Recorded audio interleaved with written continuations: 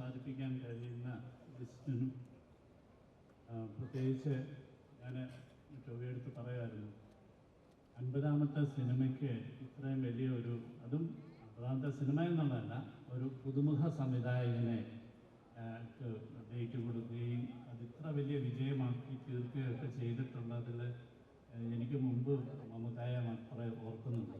അപ്പം അതിൻ്റെ മുഖ്യമായ കാരണം ഞാൻ പറഞ്ഞു വന്നത് പുതിയ സിനിമയോടുള്ള കണ്ടന്റിനോടുള്ള പുതിയ നിർമ്മാതാക്കളോടും സംവിധായകരോടുമുള്ള ആർട്ടിസ്റ്റുകളുടെയൊക്കെ വലിയ സമീപനം കൊണ്ടാണ് അത്തരത്തിലുള്ള സിനിമകൾ ഉണ്ടാകുന്നത്. അപ്പം തന്നെ ഇതിനെ സംബന്ധിച്ചിടത്തോളം പറയുകയാണെങ്കിൽ വളരെ ഭാഗ്യം ചെയ്ത ഒരാളാണ്. കാരണം അത്ര വലിയൊരു സിനിമ ഇങ്ങനെ ടീച്ചറെടുത്ത് പറഞ്ഞാൽ അല്ലെങ്കിൽ ഇത് കൺസീവ് ചെയ്യാനുള്ള ധൈര്യം എങ്ങനെ ഉണ്ടായി എന്നുള്ളതാണ്. കാരണം നമുക്കറിയാം മലയാള സിനിമയുടെ ഒരു ചെറിയ അവസ്ഥകളിൽ നിന്നാണ് ഒരു പുതിയ സംവിധാനം. അപ്പം ഇതെല്ലാ ഭാഗ്യങ്ങളും ഒരുമിച്ച് ചേർന്നത് ഒരു വലിയൊരു കൂട്ടായ്മ തന്നെയാണ്. അതുകൊണ്ട് ഒരുപാട് ജിതിൻ എന്ന് പറയുന്ന ഒരു വലിയ സംവിധായകനുണ്ടായി.